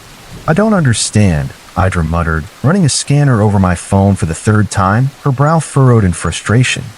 There's no sign of any tampering, no unusual software, nothing. I slumped onto the couch, exhaustion and despair crashing over me like a wave. So either I'm being haunted by my own digital ghost, or I'm completely insane, I said, my voice hollow. Fantastic. Idra sat beside me, her face etched with concern, her usual confidence shaken. "We'll figure this out, Ethel," she said, her voice firm but gentle. "I promise." As if on cue, my phone began to ring, the screen lighting up with my number, my name. Idra's eyes widened, her breath catching. "Is that?" I nodded, my stomach churning, a sick dread settling in my chest. "Answer it," I whispered, my voice barely audible. "Put it on speaker." With a shaking hand, Idra accepted the call, her finger hovering over the speaker button. "Hello," she said, her voice steady despite the tension in her posture. "Hello, Idra." My voice purred from the speaker, smooth and chillingly familiar. "So nice of you to join us. Did you really think your little gadgets could find me?" Idra's face drained of color, her eyes flicking to mine in shock. "Who is this?" she demanded, her voice sharp. "How are you doing this?" A laugh, cold and eerily familiar, echoed through the room. "I told Ethel already. I'm her, the real her. The one who sees everything, knows everything." "That's impossible," Idra snapped, but I could hear the tremor in her voice, the crack in her resolve. "Is it?" My voice challenged, its tone almost playful. "Shall I tell you what Ethel's thinking right now? How her heart is racing, how she's fighting the urge to snatch the phone and smash it, how she's wondering if she's trapped in some horrible dream." I felt the blood drain from my face, my breath catching in my throat. It was true, all of it. Every word mirrored the thoughts racing through my mind, the panic clawing at my chest. "Stop it," I choked out, my voice breaking. "Please, just stop." "Oh, Ethel," the voice sighed, almost fondly, a twisted mockery of affection. "I'm only just getting started." The line went dead, leaving a silence so heavy it felt like a physical force pressing down on us. Idra and I sat in stunned silence, the weight of what had just happened suffocating. "Okay," Idra said finally, her voice shaky, her usual composure shattered. "Okay, this is not normal. This isn't some prank or hacking. This is something else entirely." I buried my face in my hands, feeling tears of frustration and fear burning behind my eyes. "What do I do, Burr?" I whispered. "How do I make this stop?" Idra was quiet for a long moment, her mind clearly racing. "I think," she said slowly, "we need to go nuclear on this. Ditch all your electronics, your phone, computer, everything. Move apartments. Hell, maybe even leave town for a while. Whatever this is, we need to cut it off at the source." The thought of abandoning my entire life was terrifying, like severing a limb to escape a trap. But as I glanced at my phone, sitting innocuously on the coffee table, its screen dark but somehow menacing, I knew she was right. I couldn't go on like this, living in fear of my own voice. The next few days were a whirlwind of activity. I took an indefinite leave from work, citing a family emergency, my voice shaking as I spoke to my boss. Idra helped me pack up my essentials, clothes, documents, a few personal items, leaving behind anything that could potentially be used to track or monitor me. My phone, my laptop, even my smartwatch stayed behind, abandoned like relics of a life I could no longer claim. As we loaded the last box into Idra's car, I took a final look at my apartment building, its familiar brick facade glowing faintly in the evening light. It had been my home for years, a place of comfort and routine, and now I was fleeing it like a criminal on the run. "Ready?" Idra asked gently, her hand resting on the car door. I nodded, not trusting myself to speak, my throat tight with a mix of relief and trepidation. Was I really leaving this nightmare behind, or just running from something inescapable? We pulled away from the curb, the city streets stretching out before us, and for a moment, I felt a flicker of hope, a chance at freedom. We were halfway to the highway when Idra's car radio crackled to life, unprompted, the static giving way to a familiar voice. My voice smooth and chilling, filling the car like a poison. "Did you really think it would be that easy to get away from me, Ethel?" Idra slammed on the brakes, her face a mask of shock and fear as the car screeched to a halt on the shoulder. My heart pounded, my breath coming in short, panicked gasps. My own laughter echoed from the speakers, cold and mocking, and in that moment, I felt something inside me break, a final tether to sanity snapping under the weight of an impossible truth. Whatever this was, wherever it came from, it wasn't confined to my phone or my apartment. It was everywhere. It was part of me. and I had no idea how to escape. It was well past midnight when I arrived at the hotel, the weight of a long day on the road pressing heavily on my shoulders. The lobby was nearly deserted, its polished marble floor reflecting the dim glow of overhead lights. The front desk clerk, a young woman with dark circles under her eyes, offered me a polite but weary smile as I approached. Her fingers tapped rhythmically on the keyboard, the sound sharp in the quiet space.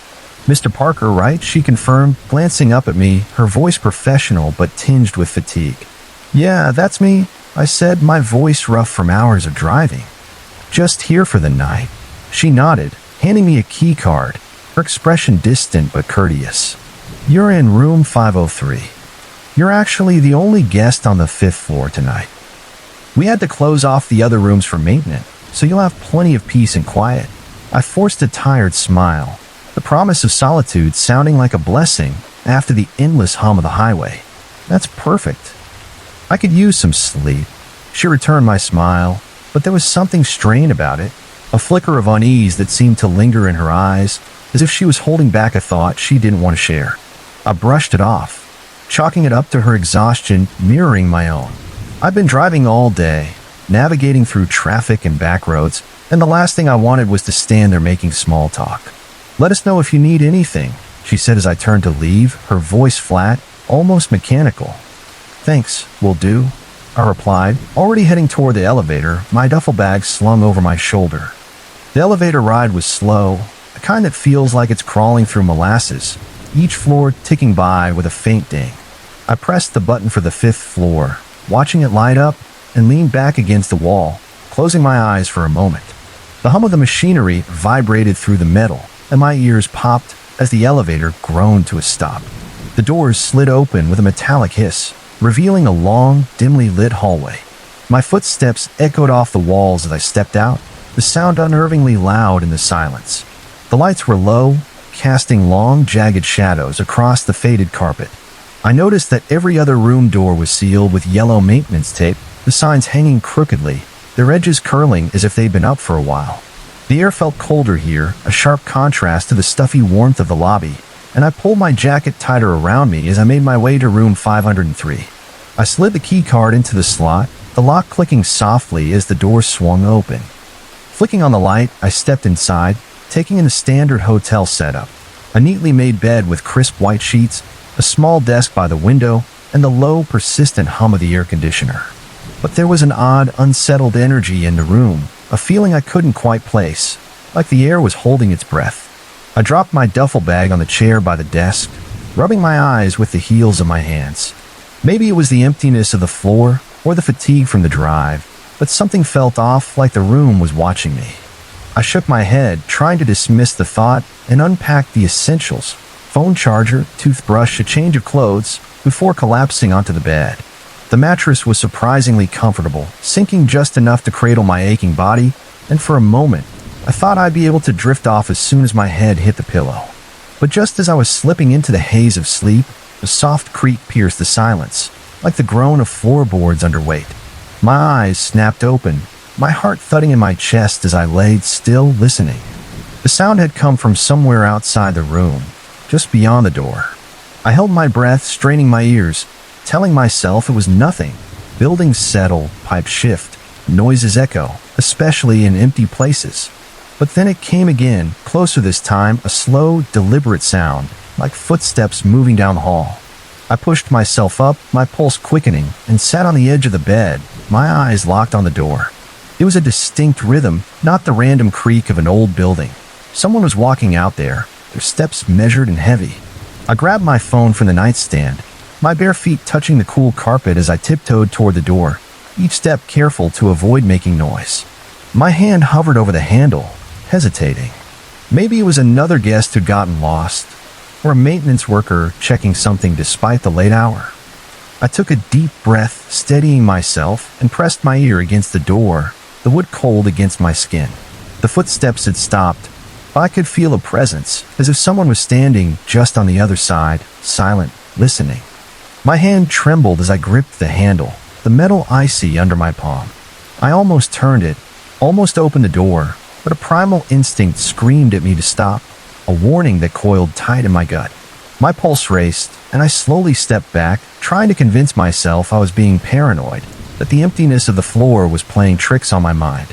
I returned to the bed, the tension in my chest growing heavier, and lay down, my eyes fixed on the crack of light under the door, waiting for the shadow of feet to pass by. But there was nothing, just an oppressive silence that seemed to thicken the air. After what felt like an eternity, I convinced myself I'd imagined it. It was late, I was exhausted, and the stress of travel was getting to me. I took a deep breath, turned off the light, and tried to relax, pulling the blanket up to my chin. But the darkness felt heavier now, pressing in from all sides, making the room feel smaller, the air denser. It was around 2:30 a.m. when I heard the knocking, 3 quick, sharp taps right on the door. I shot up, my body rigid, ears straining for any other sound. The knocking came again, louder this time, insistent. "Sir, it's the front desk," a voice called, muffled but calm, measured, unmistakably the same woman who had checked me in. "Is everything all right in there?" I hesitated, my voice catching in my throat. "Yeah, I'm fine," I called out, my words wavering, unsteady. "We had a report of noise coming from your room," she continued, her tone steady but oddly flat. "Can you please open the door?" I frowned, my mind racing. Noise? I hadn't made any noise. I'd barely moved since collapsing onto the bed. Something felt wrong, the way her voice came through the door, too distant. Why would she come up herself instead of sending security? "I'd rather not open the door," I said, standing now, the cold seeping into my feet through the carpet. "Everything's fine in here." There was another long silence, heavy and unnerving, then the sound of footsteps receding down the hall, slow and deliberate. I felt a wave of relief, but it was fleeting, overshadowed by a growing sense of unease. I moved to the door, my heart still racing, and peered through the peephole, half expecting to see her heading back to the elevator.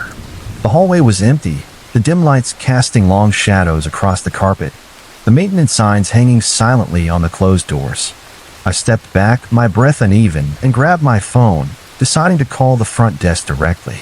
The line rang twice before the same clerk picked up, her voice bright and professional. "Front desk, how may I assist you?" I hesitated, my grip tightening on the phone. "Hi, I'm in room 503. Someone just knocked on my door, said they were from the front desk, but..." "I'm sorry, sir," she interrupted, her tone calm, almost robotic. "No one has been sent to your floor tonight." My stomach dropped, a cold dread spreading through me. "But I heard someone," I insisted, my voice rising. "They said they were from the front desk." Her tone remained neutral, unshaken. "There are no staff on your floor, sir. I would advise you to keep your door locked. We've had incidents before." I gripped the phone tighter, my knuckles whitening. "What kind of incidents?" There was a long pause, a silent stretching taut. "Sometimes guests report disturbances," she said finally. "We believe it's related to the renovations. Please stay in your room until morning." She hung up before I could ask anything else, the dial toned sharp in my ear. My hands shook as I set the phone down, my eyes darting to the door, checking the bolt to ensure it was firmly in place. The air in the room felt colder now, the hum of the air conditioner louder, more oppressive. I glanced at the clock on the nightstand, 2:45 a.m. I lay back down, staring at the ceiling, trying to piece together what had just happened. The hotel had seemed normal enough when I checked in, maybe a bit dated, with its faded carpet and slightly worn furniture, but clean, well kept. Now, everything felt wrong, like I was missing a crucial piece of a puzzle, the one that would tie it all together. I must have dozed off at some point, exhaustion pulling me under despite the tension, because I woke to the sound of footsteps again, slow, deliberate, right outside my door. My eyes flew open, my heart pounding as I held my breath, listening. I reached for my phone but didn't call, not yet. I needed to know. I crept toward the door, the carpet muffling my steps, and leaned in, peering through the peephole. The hallway stretched out in both directions, dimly lit by the emergency lights, the maintenance signs hanging loosely on the doors. At first, I saw nothing, just the empty corridor, silent and still. Then a figure appeared, a man tall, wearing a dark coat, his movements slow, almost predatory. His head was tilted, as if listening for something, his face obscured by the shadows. He stopped in front of my door, and my pulse quickened, my breath catching in my throat. He knocked 3 sharp raps, just like before. "Sir," he said, his voice low, almost a whisper, "we need to move you to another room." I gripped the handle, the metal cold under my palm, my heart hammering. "Who are you?" I called, my voice steadier than I felt. "Security," the man replied, his tone flat and motionless.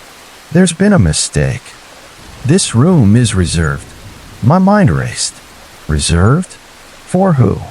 "I'm not opening the door," I said, my voice firm despite the fear clawing at my chest. Another pause, longer this time, then his voice, softer now, almost coaxing. "It's not safe in there."